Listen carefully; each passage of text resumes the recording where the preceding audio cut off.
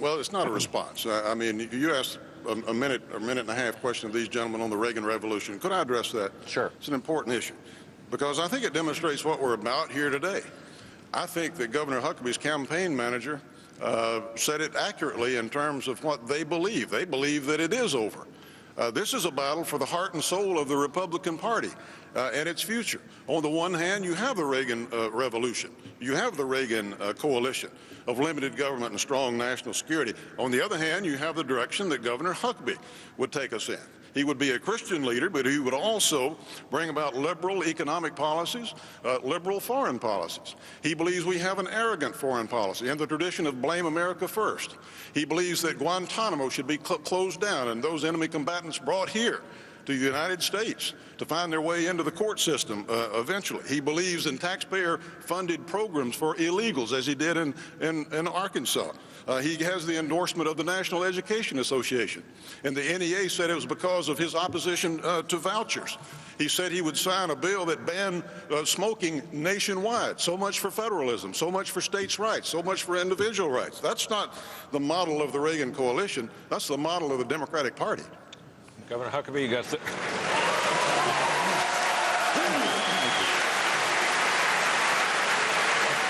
Well, Go ahead, Governor Huckabee.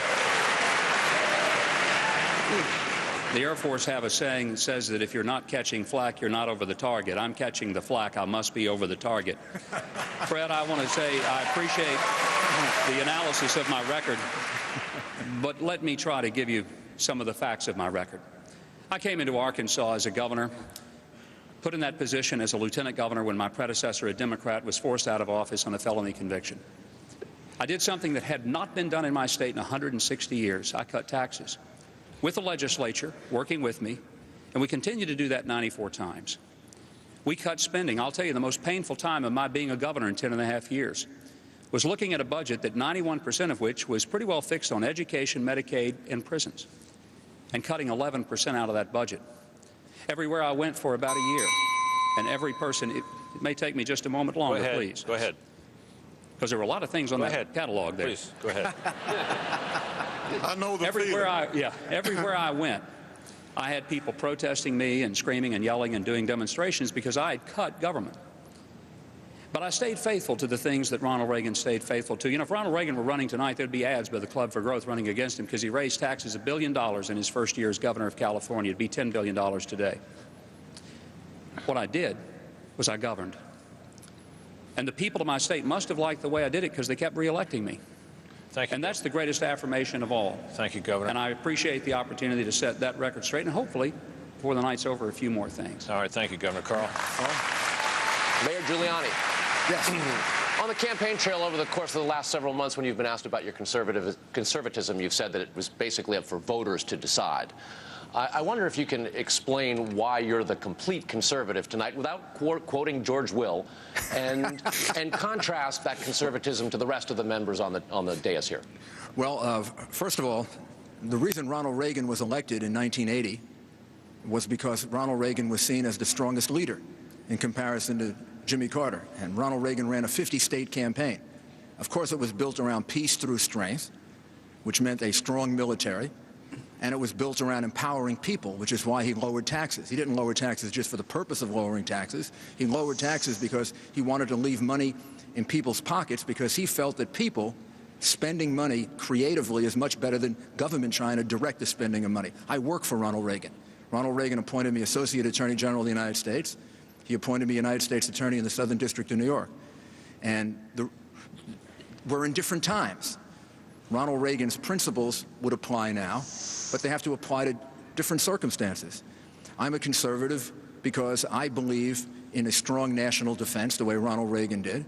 I think peace through strength that Ronald Reagan proposed to deal with the Cold War is similar to what we have to do now in dealing with this terrorist war against us. That's why my first commitment to the American people is to be on offense against terrorists. I also believe that we have to pursue those principles of lower taxes, restraining spending, devolving power to people, getting power to governments that are closest to the people. I believe those are the core of the conservative coalition that makes us a 50-state party. There are some disagreements on social issues, not on goals, but on some of the methods. But if we want to be a party that can run and win in states that Ronald Reagan won, New York, California, Connecticut, New Jersey, Washington, Oregon, states we haven't won in a long, long time, and states in which we don't even campaign any longer, we're going to have to take a really good look at what made up the Reagan coalition. It was a broad outreach, an inclusive one, not one that kept people away. Congressman Paul, many of your supporters call themselves 9/11 truthers. They believe that the U.S. government was in some way complicit with the 9/11 attacks or covered it up. Are you tonight prepared to either embrace that rhetoric or ask those supporters to abandon it or divorce themselves from your candidacy? Well, I can't tell people what to do, but I've abandoned those viewpoints. I don't believe that, and that's all. That's the only thing that is important, and so I don't endorse anything they say, but I would like to take an opportunity to talk about the issue that we've been debating here for the last 20 minutes. Sir, would you ask them to cease that rhetoric? Would you ask them to cease that rhetoric tonight on your behalf? Well, it doesn't do me any good, so if they care about me, they should. But the only thing I have control over is what I believe and what I say. I can't tell them what to do, so I don't endorse what they say, and I don't believe that. So please, could I participate in the current debate rather than picking this out? Please do. Please do. No, I would like to address the subject about whether or not we've lost our way and whether there's a coalition building or whether it's gone. I think it's gone. I don't think we're fiscal conservatives anymore. Look at what we've done over these last 10 years. We finally got control of the government, and we became big government people. Our deficit's out of control, and we no longer are opposed to new entitlements. We are entitlement people. And then we turn around and we talk about liberty, and we've undermined the Fourth Amendment and personal liberty and personal privacy. In the year 2000, we won the election by condemning the Democrats for nation building and policing the world. And now, what are we doing? We're policing the world. We're involved in all these countries around the world and threatening going into Iran and in Pakistan and on and on. At the same time, our economy is suffering to the point where we can't even finance what we have here today. We have to borrow from the Chinese, and the dollar is crashing. So no wonder our coalition is breaking up. We actually have lost our way. Now, over the years, I've never voted to spend 1 penny of the Social Security fund because I'm a fiscal conservative. If you want the Social Security system to work, get people who will vote against robbing the Social Security fund. Thank you, Congressman Paul.